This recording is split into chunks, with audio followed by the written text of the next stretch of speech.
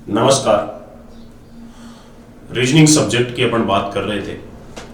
कल का मैंने एक छोटा सा वीडियो आपके सामने डाला था, लेकिन उस वीडियो में थोड़ी सी टेक्निकल मैनेजमेंट टीम की गलती की वजह से नीचे टाइटल रीजनिंग के बजाय मैथमेटिक्स डाला गया था। उसके लिए मैं माफ़ी चाहता हूँ।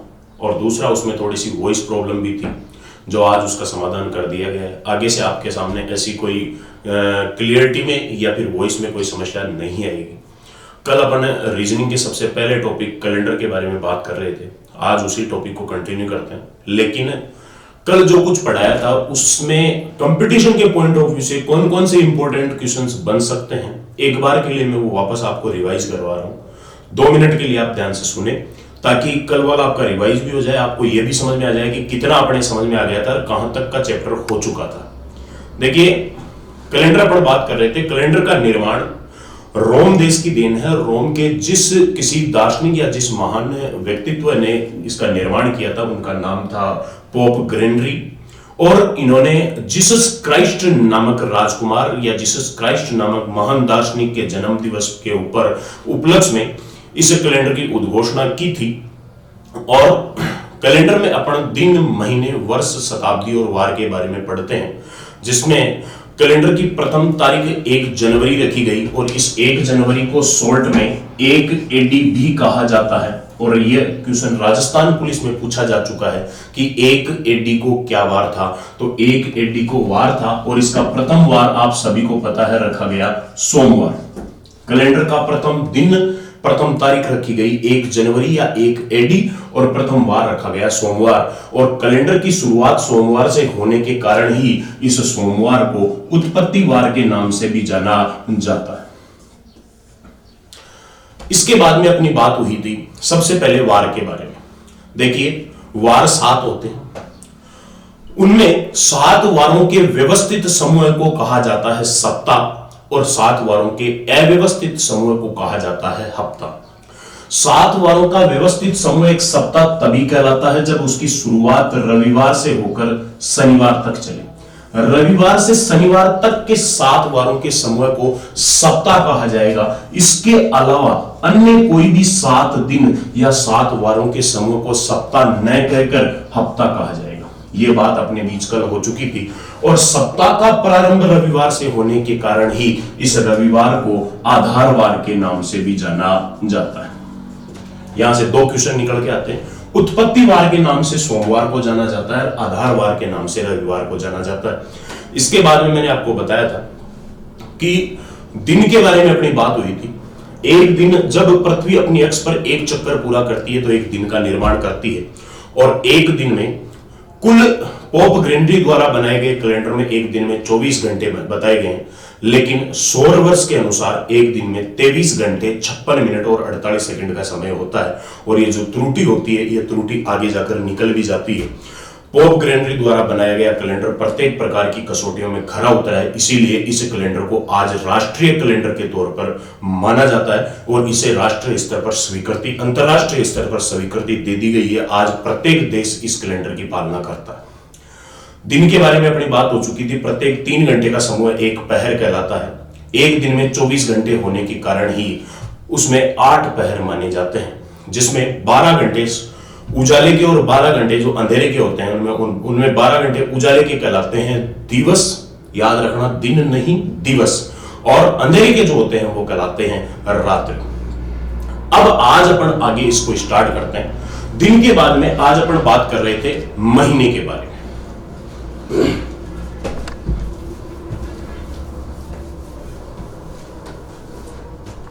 अच्छी तरह से समझे, बहुत इंपॉर्टेंट पॉइंट है, बहुत इंटरेस्टिंग भी है। और यहां से अगर एग्जाम का पेपर सेट करने वाला आदमी, जिस किसी ने, जो विक्षक ने एग्जाम पेपर सेट किया हो किसी भी कंपटीशन का, अगर वो थ्योरेटिकल या कॉन्सेप्ट से संबंधित क्वेश्चन उठाना चाहे तो सबसे बेस्ट क्वेश्चन और सबसे कॉन्सेप्चुअल क्वेश्चन महीने से ही बनते हैं। यहां से 5-7 अच्छे क्वेश्चन निकल कर आते हैं।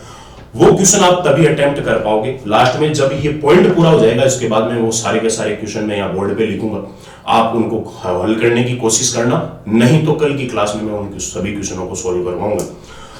अपन अगर महीने की बात करते हैं देखो एक बात जो कल की क्लास में मैंने आपको बोली भी थी कि कई जगह तो अपन बोलते हैं महीना और कई जगह आपने देखा होगा अपन बोलते हैं माह। महीना और माह हमेशा याद रखना, कोई भी दो शब्द यदि अलग अलग है तो उनका अर्थ कभी एक नहीं हो सकता, उनमें निश्चित रूप से कोई ना कोई अंतर जरूर होता है। महीने और माह में क्या अंतर है वो मैं पहले क्लियर कर देता हूं, उसके बाद में अपन बात करते हैं महीने की। पोप ग्रेगरी द्वारा बनाया गया कैलेंडर जिसे राष्ट्रीय कैलेंडर के तौर पर माना जाता है, जिसे अंतरराष्ट्रीय स्तर पर मान्यता दी गई है, प्रत्येक देश जिसकी स्वीकृति मानता है, उसका एक भाग, इसकी एक अवधि को एक वर्ष के नाम से जाना जाता है। जब सूर्य पृथ्वी के चारों ओर पृथ्वी अपनी अक्ष पर एक चक्कर पूरा करती है वो एक दिन, और जब सूर्य पृथ्वी के चारों ओर अपना एक चक्कर पूरा करता है तो वो एक वर्ष कहलाता है। और इसके 12 टुकड़े अगर कर दिए जाए तो इसका 1/12वां हिस्सा कहलाता है महीना। राष्ट्रीय कैलेंडर या अंतरराष्ट्रीय कैलेंडर पोप ग्रेगरी द्वारा जो बनाया गया है उसका तो एक अवधि या इसका 12वां हिस्सा कहलाएगा एक महीना। जबकि आपने देखा होगा भारतीय संस्कृति में, हिंदू धर्म संस्कृति के अनुसार एक दूसरा कैलेंडर भी चलता है जो विक्रम संवत के अनुसार संचालित होता है, जिसका पहला महीना, इसके तो महीने चलते हैं जनवरी से लेकर दिसंबर तक, जबकि विक्रम संवत के अनुसार संचालित जो वर्ष है उसमें महीना चलता है चैत्र से लेकर फाल्गुन तक। इसमें भी वही 12 टुकड़े करने हैं। इसकी एक अवधि कहलाती है एक वर्ष, और विक्रम संवत के अनुसार संचालित कैलेंडर के अनुसार इसकी एक अवधि कहलाती है एक साल। आपने ये भी सुना होगा कहीं पर वर्ष बोलते हैं, कहीं पर साल बोलते हैं। वर्ष का मतलब वो अंतरराष्ट्रीय मानक कैलेंडर को व्यक्त करेगा और साल का मतलब वो विक्रम संवत के अनुसार संचालित कैलेंडर को व्यक्त करेगा। इस साल का 12वां हिस्सा माह कहलाएगा, इस वर्ष का 12वां हिस्सा महीना कहलाएगा। अभी अपन पोप ग्रेगरी द्वारा बनाए गए कैलेंडर की बात कर रहे हैं तो उस कैलेंडर के अनुसार उसकी एक अवधि एक वर्ष कहलाएगी, उसका 12वां हिस्सा एक महीना कहलाएगा। इसलिए अभी अपन माह की बात न करके महीने की बात करेंगे। बात मेरे हिसाब से आशा करता हूं आपके अच्छी तरह से समझ में आ गई होगी कि वर्ष और साल में क्या अंतर है और महीना और माह में क्या अंतर है। अब मैं बात करता हूं महीने के बारे में। देखिए, महीने होते हैं 12 जो कि जनवरी से प्रारंभ होकर दिसंबर तक चलते हैं। यह बात आप सभी अच्छी तरह से जानते हो। लेकिन सबसे बड़ी समस्या यह है कि प्रत्येक महीने के दिन कभी भी निश्चित नहीं है, मतलब ये सारे के सारे महीनों के दिन समान नहीं होते। वैसे प्रत्येक वर्ष में जो महीने होते हैं उन महीनों के दिन निश्चित होते हैं, परंतु ये सारे महीने आपस में कभी समान नहीं होते हैं। आप सभी अच्छी तरह से जानते हो कि इनमें से कुछ महीने होते हैं 28 दिन के, कुछ महीने होते हैं 29 दिन के। यहां से जो कुछ मैं बता रहा हूं उसके एक एक पॉइंट को अच्छी तरह से आप समझने की कोशिश करें, क्योंकि इस कैलेंडर का मूल कॉन्सेप्ट, इस कैलेंडर को अपन लास्ट तक जब पढ़ेंगे तो उसमें जिस किसी तरीके की आवश्यकता पड़ेगी, जो सबसे ज्यादा इसमें महत्वपूर्ण बात है वो यहीं से निकल कर आने वाली है। अगर ये बात आपके समझ में आ गई तो ये मान लीजिए कि कैलेंडर का आधा पड़ाव आपने यहीं पार कर लिया। कई महीने 28 दिन के होते हैं, कई 29 के, कई होते हैं 30 दिन के और कई महीने होते हैं 31 दिन के।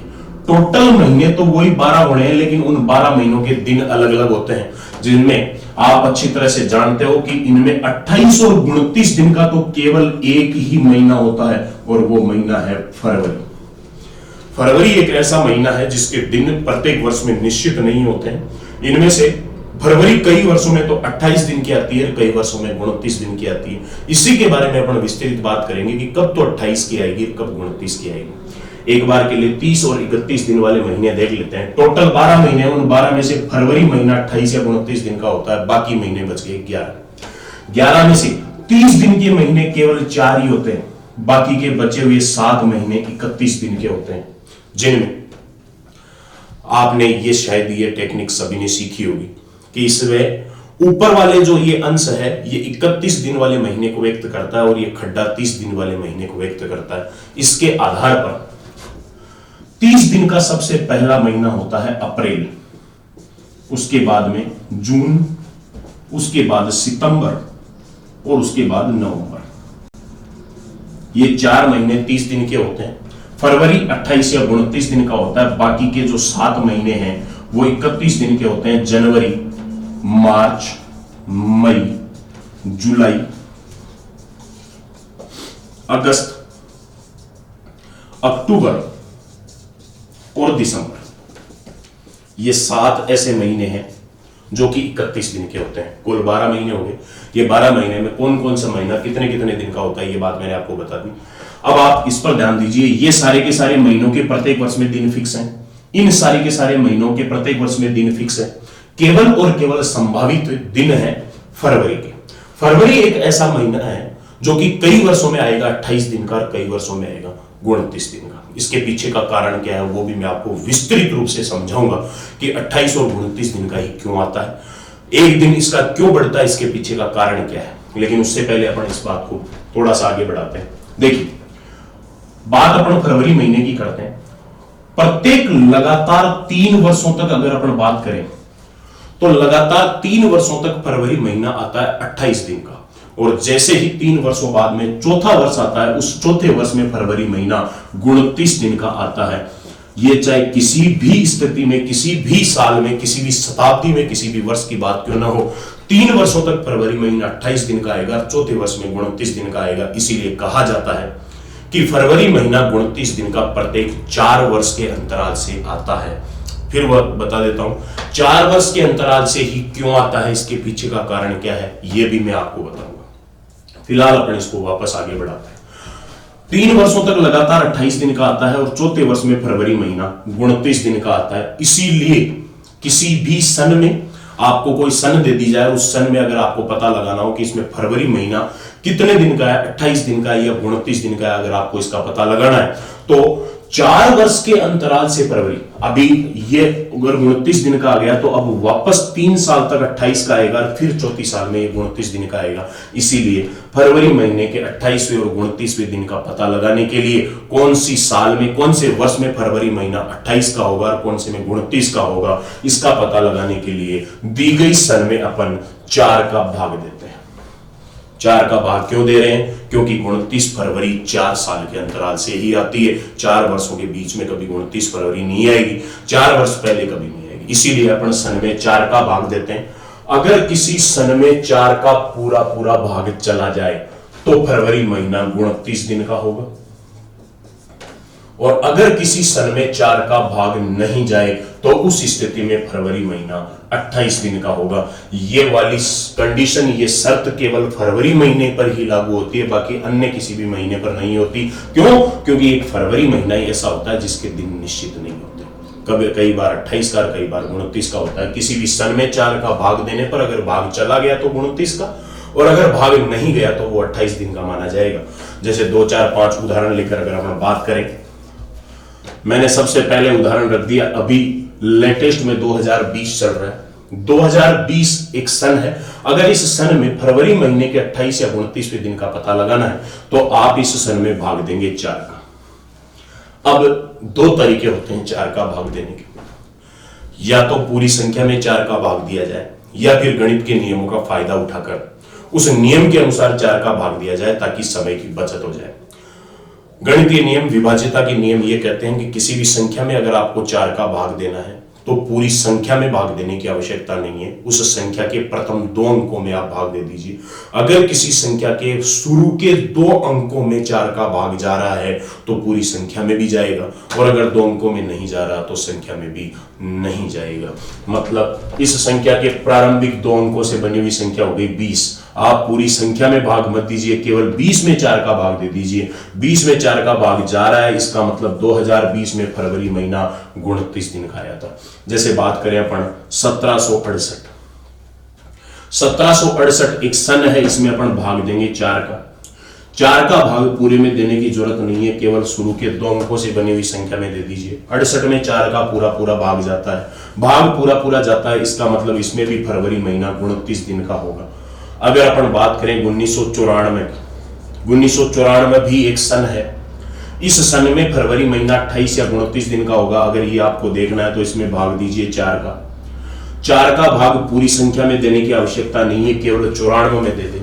94 में अगर 4 का भाग जा रहा है तो संख्या इसमें फरवरी महीना 29 का होगा, और अगर नहीं जा रहा है तो इसमें फरवरी महीना 28 दिन का माना जाएगा। 94 में 4 का भाग नहीं जाता है, 23 चौक 92, 24 चौक 96, इसके बीच की संख्या है, इसमें भाग नहीं जा रहा है, इसका मतलब इसमें फरवरी महीना 28 दिन का ही होगा। आशा करता हूं आपके बात अच्छी तरह से समझ में आ गई होगी।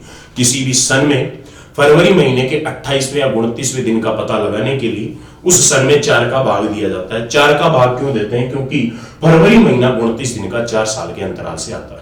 अगर किसी सन में 4 का भाग नहीं जाएगा तो फिर फरवरी महीना 28 दिन का है, और यदि चला जाए तो फरवरी महीना 29 दिन का माना जाता है। लेकिन यह बात सिर्फ और सिर्फ किसी सन के लिए ही लागू होती है। अगर यहां पर दिया गया वर्ष एक सन को परिभाषित न करके अगर किसी शताब्दी को परिभाषित करता है तो फिर उसमें फरवरी महीने के 28 या 29 दिन का पता लगाने के लिए भाग 4 का न देकर 400 का दिया जाता है। वापस रिपीट करता हूं, सन अगर है तो भाग 4 का लगता है, और शताब्दी अगर है तो उसमें भाग 400 का लगता है। क्या कारण है? चिंता करने की आवश्यकता नहीं है, मन में किसी सवाल को रखने की आवश्यकता नहीं है। आपके एक एक क्वेश्चन को, आपके मन में उठने वाले एक एक मलाल को मैं दूर करूंगा, इसका मैं वादा करता हूं। लेकिन फिलहाल अपन इस कॉन्सेप्ट को समझते हैं। सन में 4 का भाग क्यों दिया गया, शताब्दी में 400 का भाग क्यों दिया गया, फरवरी महीना 29 दिन का 4 साल के अंतराल से क्यों आया, फरवरी महीने के दिन निश्चित क्यों नहीं हुए। ये 4 सवाल यहां से आपके मन में खड़े होते हैं। चारों सवालों का जवाब मैं एक साथ दूंगा ये पॉइंट कंप्लीट होने के बाद। अभी फिलहाल इस पर ध्यान दें। अभी मैं बात कर रहा हूं आपके सामने सन की नहीं, शताब्दी की। अगर दिया गया वर्ष किसी शताब्दी को व्यक्त करता है तो फिर उसमें 4 का भाग न देकर 400 का भाग दिया जाता है। अगर 400 का पूरा पूरा भाग जाता है तो संबंधित वर्ष में फरवरी महीना 29 दिन का होगा, और अगर 400 का पूरा पूरा भाग नहीं जाता तो संबंधित वर्ष में फरवरी महीना 28 दिन का होगा। जैसे अगर हम बात करें 2004 एक सन है, लेकिन केवल बात करें 2000 की तो केवल 2000 एक शताब्दी है। अगर आपको इसके फरवरी महीने के कुल दिनों के बारे में पता लगाना है तो भाग दोगे आप 4 का, और अगर इसके फरवरी महीने के कुल दिनों का पता लगाना है तो आप भाग दोगे 400 का। इसमें 4 का भाग जाता है, मतलब निश्चित रूप से फरवरी महीना 29 दिन का होगा। इसमें भी 400 का भाग जाता है, निश्चित रूप से फरवरी महीना 29 दिन का होगा। बात समझ में आ गई हो? जैसे मैंने लिख दिया 1846 एक सन है, इसके फरवरी महीने के 28 या 29 दिन का पता लगाने के लिए अपन भाग देंगे 4 का। 4 का भाग पूरे में देने की जरूरत नहीं है, केवल 46 में देंगे। 46 में 4 का भाग नहीं जा रहा है, इसका मतलब इसमें फरवरी महीना 29 दिन का न होकर केवल 28 दिन का होगा।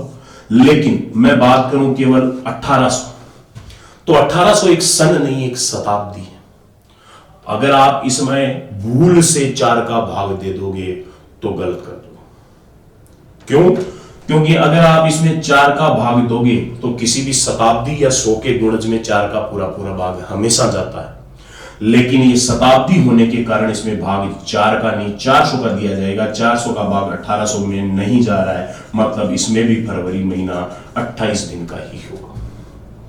वापस रिपीट कर देता हूं, किसी भी सन में फरवरी महीने के 28 या 29वें दिन का पता लगाने के लिए उसमें 4 का भाग दिया जाता है, और किसी शताब्दी में फरवरी महीने के 28 या 29 दिन का पता लगाने के लिए उसमें 400 का भाग दिया जाता है। अगर किसी सन में 4 का और शताब्दी में 400 का भाग जा रहा है तो फरवरी महीना 29 दिन का होगा, और अगर नहीं जा रहा है तो फरवरी महीना 28 दिन का होगा। इससे पहले मैंने आपके सामने एक पॉइंट बोला था, वहां से एक क्वेश्चन उठा रहा हूं, बहुत ही इंटरेस्टिंग पॉइंट है, थोड़ा सा ध्यान से समझने की कोशिश करें। मैंने आपके सामने ये बात रखी शुरुआत में ही, महीना स्टार्ट करते ही आज के लेक्चर में, कि फरवरी महीना 29 दिन का प्रत्येक 4 वर्ष के अंतराल से आता है।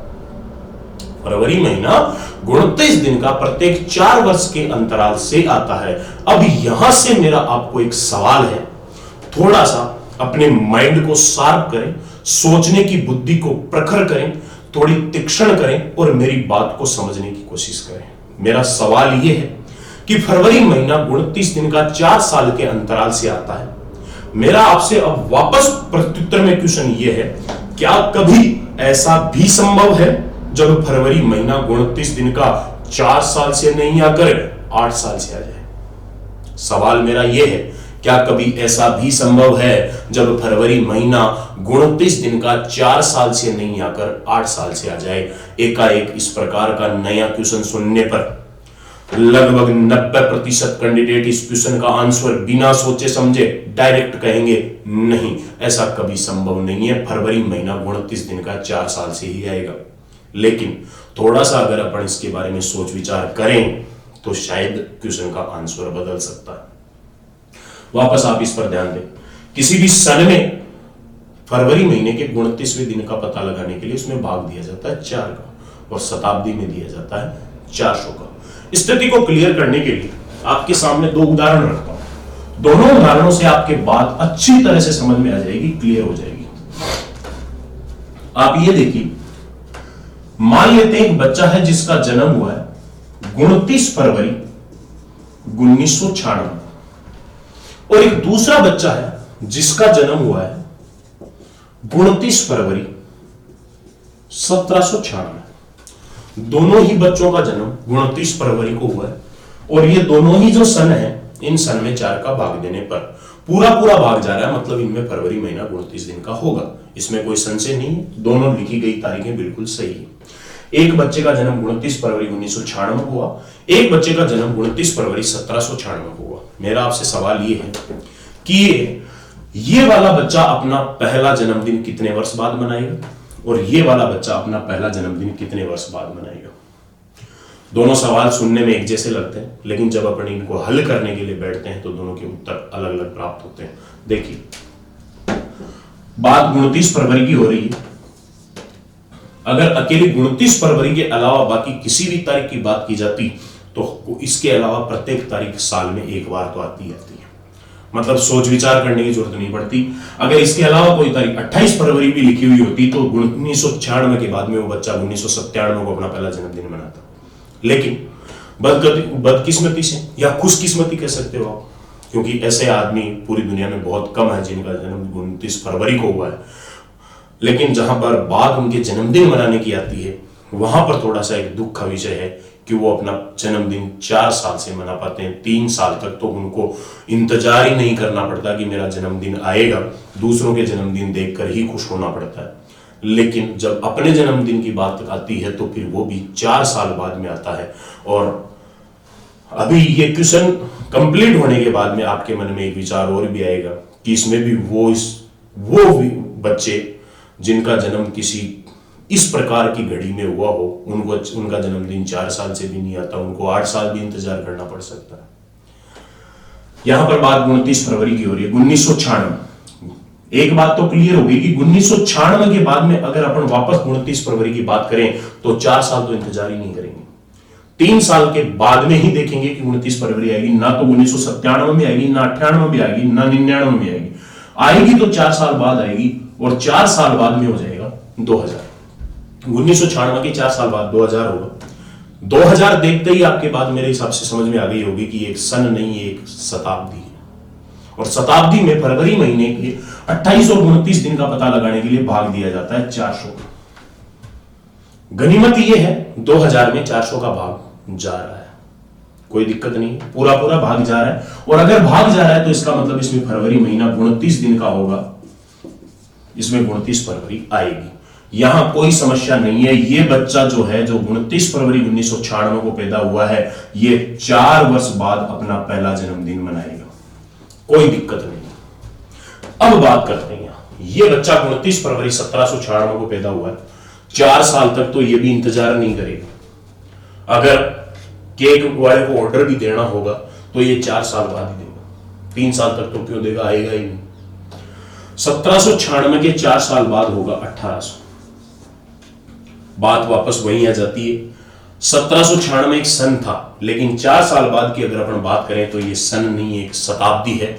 और शताब्दी में फरवरी महीने के 28 या 29वें दिन का पता लगाने के लिए अपन भाग 4 का नहीं देकर किसका देंगे, 400 का। आप देखिए इसमें 400 का भाग नहीं जा रहा है, 1800 में 400 का भाग नहीं जा रहा है, नहीं जा रहा मतलब इसमें फरवरी महीना 29 का नहीं होकर 28 का ही होगा।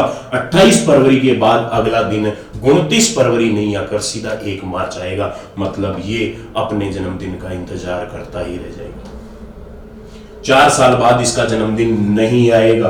अब वही बात आ गई, 1800 के बाद में फिर 3 साल तक तो देखने की जरूरत नहीं है, आएगा तो वापस वही 4 साल बाद आएगा 1804। 1804 एक शताब्दी नहीं, एक सन है, इसलिए इसमें सीधा सीधा 4 का भाग दिया जाएगा और 4 का भाग इसमें जा रहा है, इसका मतलब इसमें फरवरी महीना 29 दिन का आएगा।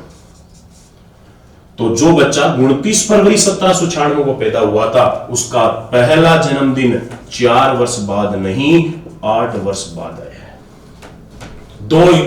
दोनों एग्जाम्पलों से दोनों स्थितियों को क्लियर कर दिया है। मेरे हिसाब से आप सभी के आराम से बात समझ में आ गई। वापस बता रहा हूं, सुन लो आप। 29 फरवरी प्रत्येक 4 वर्ष के अंतराल से आता है, लेकिन कई एक ऐसी विकट घड़ियां भी होती है जिनमें 29 फरवरी 4 साल के अंतराल से नहीं आकर 8 साल के अंतराल से भी आ जाती है। लेकिन सबसे बड़ी बात, ऐसा केवल आप इस पर गौर फरमाइए दोनों बातों पर, ऐसा केवल तभी संभव है जब 4 साल बाद कोई सन ना आकर कोई शताब्दी आ रही है। अगर कोई सन ही आती, जैसे 1796 से पहले 1792 होता, तो 4 साल बाद में सीधा सीधा सन ही आती, और सन में 4 का भाग जा रहा है, उस स्थिति में 4 साल से 29 फरवरी आएगी ही आएगी।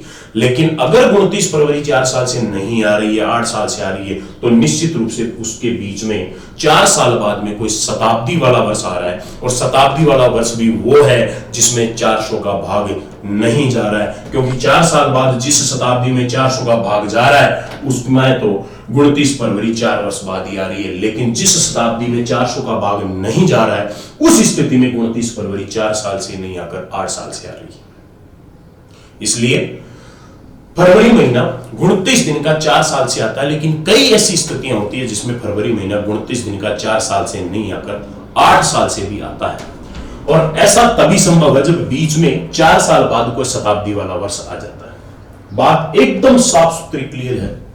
यहां से एक क्वेश्चन बनता है, क्वेश्चन लिख रहा हूं, और अगर आप वास्तव में सीरियसली समझना ही चाहते हैं, सीखना चाहते हैं, और आप ये चाहते हैं कि ये टॉपिक पूरा होने के बाद अपने को दोबारा न पढ़ना पड़े, तो आपसे एक निवेदन है, जितनी देर क्लास चले उतनी देर अपने पास एक रफ कॉपी और पेन रखें, ताकि जो भी क्वेश्चन लिखा जाए उसको हाथों हाथ सोल्व करने की कोशिश करें। क्योंकि गणित और रीजनिंग ऐसे सब्जेक्ट हैं जिनमें हाथों हाथ मौके पे चौका मार दिया जाए तो अच्छा है, अगर थोड़ा सा समय व्यतीत हो गया तो आधे कॉन्सेप्ट वहीं पर भूल जाते हैं। और ये जेन्युइन बात है, इसके लिए अपने आप को नीचा समझने की आवश्यकता नहीं है कि यार मैं भूल जाता हूं, क्योंकि ये सबके साथ होता है। हम पढ़ाते हैं, अगर महीने 2 महीने तक हम भी न पढ़ाएं तो हमें भी एक बार वापस स्टार्ट करने पर सोचना पड़ता है कि यार क्या पढ़ाएं, कहां से पढ़ाएं, कैसे पढ़ाएं। निरंतरता किसी भी व्यक्ति की सबसे बड़ी शक्ति है। निरंतरता टूट गई तो उसको एक बार वापस उस रिदम को बनाने के लिए थोड़ा वक्त लगेगा, थोड़ी कोशिश करनी पड़ेगी। हाँ जी, क्वेश्चन मेरा ये है, एक बच्चे का जन्म 29 फरवरी 1696 को हुआ, तो बताइए 1728 को वह बच्चा अपना कौन सा जन्मदिन मनाएगा?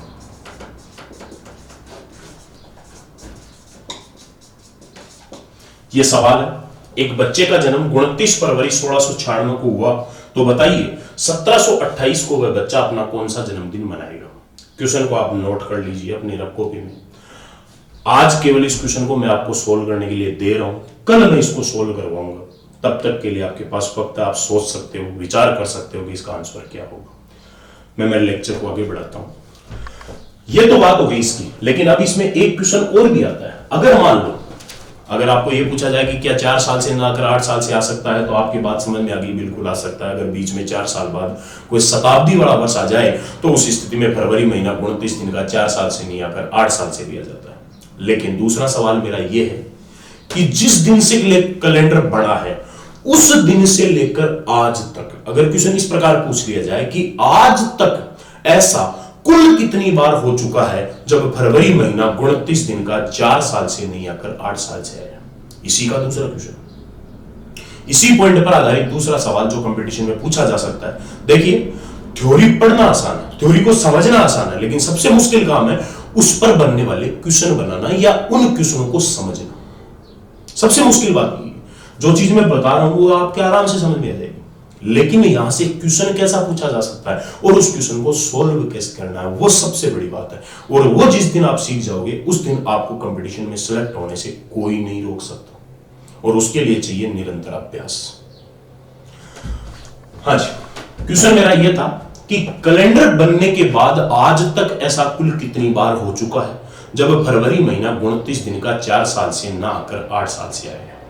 देखिए, एक चीज तो क्लियर हुई कि जहां बात फरवरी महीने के 29वें दिन की आ जाती है और उसमें भी 4 साल से ना आकर 8 साल से आने की बात जब आती है तो उसमें पहली बात एक चीज तो क्लियर हो जाती है कि ऐसा होगा केवल तभी जब शताब्दी आएगी। बीच में 4 साल बाद अगर कोई शताब्दी आएगी तभी होगा, और उसमें भी शताब्दी में भी केवल वो शताब्दी जिसमें 400 का भाग नहीं जा रहा है। जिसमें 400 का भाग जा रहा है उसमें तो फरवरी महीना 4 साल से आ रहा है। वो शताब्दियां जिसमें 400 का भाग नहीं जा रहा है वहां पर 29 फरवरी 4 साल से नहीं आकर 8 साल से आ रही है। उदाहरण आपके सामने पड़े, लेकिन मेरा क्वेश्चन ये है ऐसा आज तक कितनी बार हो चुका है जब फरवरी महीना 29 दिन का 4 साल से नहीं आकर 8 साल से आया। शताब्दियां अभी तक कुल 20 शताब्दी बीत चुकी है, आप सबको पता है ये बात। 100, 200, 300, 400, 500, 600, 700, 800, 900, 1000, 1100, 1200, 1300, 1400, 1500, 1600, 1700, 1800, 1900 और 2000। 2100 भी आया नहीं है, 2020 चल रहा है, 21वीं सदी की ओर अपना अग्रसर हो रहे हैं।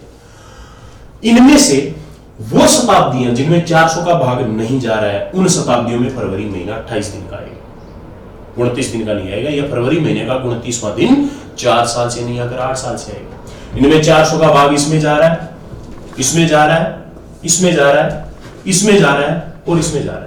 मतलब जो 20 शताब्दी आपके सामने लिखी हुई है उन 20 में से 400, 800, 1200, 1600 और 2000 5 शताब्दियों में 400 का भाग पूरा पूरा जा रहा है। मतलब इन 5 शताब्दियों में फरवरी महीना 29 दिन का 4 साल से ही आएगा। इसके अलावा बची हुई शताब्दी हो गई 15। 100, 200, 300, 500, 600, 700, 900, 1000, 1100, 1300, 1400, 1500, 1700, 1800, 1900। ये 15 ऐसी शताब्दियां हैं जिनमें 400 का भाग नहीं जाता। मतलब इन शताब्दियों वाली स्थिति में फरवरी महीना 29 दिन का 4 साल से नहीं आकर 8 साल से आता है, तो आपके क्वेश्चन का आंसर होगा 15। ऐसा आज तक कुल 15 बार हो चुका है जब फरवरी महीना 29 दिन का 4 साल से ना आकर 8 साल से आया। मेरे हिसाब से बात आपके समझ में आ गई है, कोई समस्या वाली बात नहीं है। ये है फरवरी महीने के 28वें और 29वें दिन का फेरबदल। कैसे कैसे क्वेश्चन बढ़ सकते हैं, कैसे आपने को पहचान करनी है, इसके बारे में आपको विस्तृत मैंने आपको बता दिया है। अब यहां से कुछ एक क्वेश्चन बनते हैं, वो क्वेश्चन मैं लिख रहा हूं, एक क्वेश्चन मैंने लिख दिया है, बाकी क्वेश्चन कुछ एक क्वेश्चन और लिख रहा हूं। उन सभी क्वेश्चनों को आपको खुद हल करके देखना है। अगर आप उनको कुछ हद तक भी हल कर पाते हो तो भी अपने आप को कमजोर समझने की आवश्यकता नहीं है, या फिर ये नहीं समझना है कि मेरे समझ में नहीं आ रहा है। 100% आपके समझ में आ रहा है। एक क्वेश्चन तो मेरा ये है। दूसरा सवाल ये है, लगातार 100 वर्षों में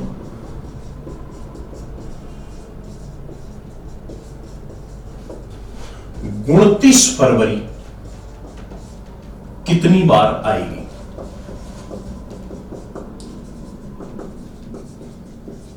क्वेश्चन आप नोट करते जाएं ताकि खुद ये वीडियो कंप्लीट होने के बाद आप खुद उनको सोल्व कर सको, आपको आराम से इत्मीनान से सोचने का मौका मिल जाए। दूसरा सवाल मेरा ये है, लगातार 400 वर्षों में 29 फरवरी कितनी बार आएगी?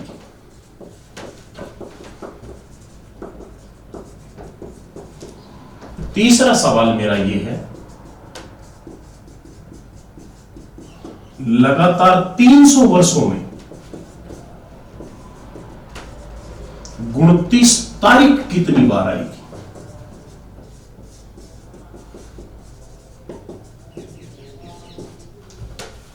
यहां सबसे बड़ा चक्कर है, इसको ध्यान से समझना।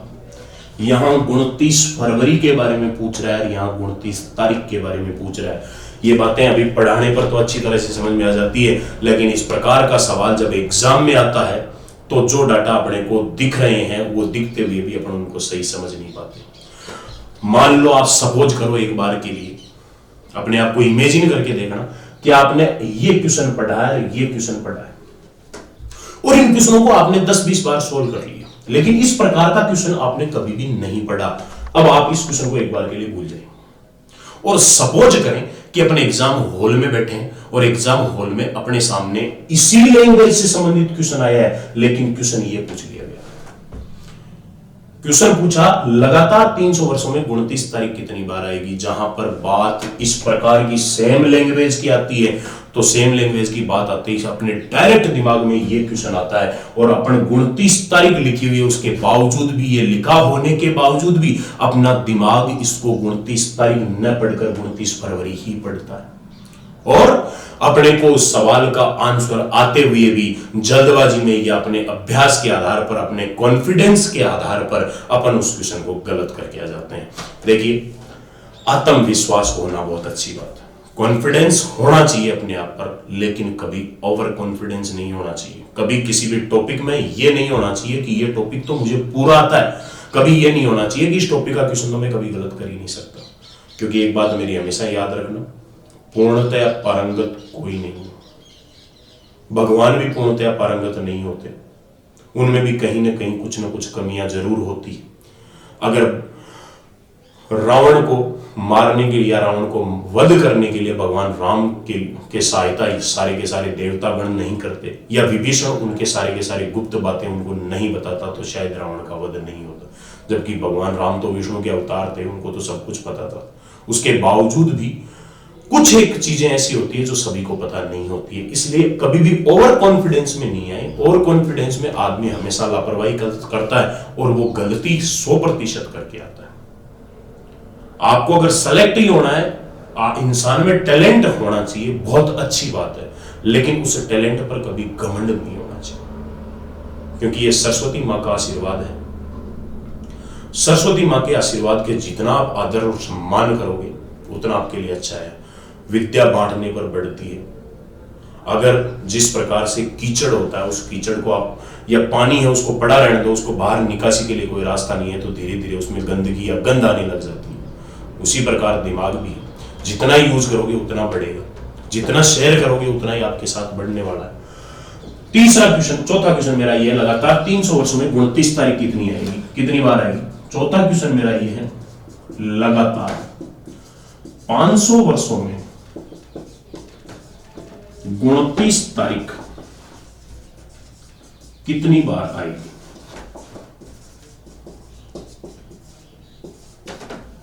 और एक सवाल मेरा यह है, 3 AD को क्या वार था।